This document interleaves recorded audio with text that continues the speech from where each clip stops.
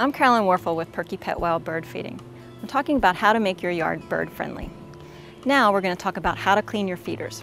It's very important for the health of the birds to make sure you inspect your feeders every 2 to 3 days and make sure there's no mold growth or insect infestation.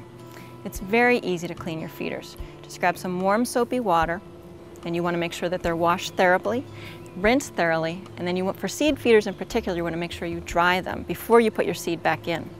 For hummingbird feeders, there's a softer brush to clean them. Again, you want to use warm soapy water, rinse thoroughly, use the brush to get into the crevices. You want to clean your feeders every 1 to 2 days with hummingbird feeders. For your bird baths, you want to make sure you're cleaning them and changing the water every 2 to 3 days. Fresh water is very important to birds.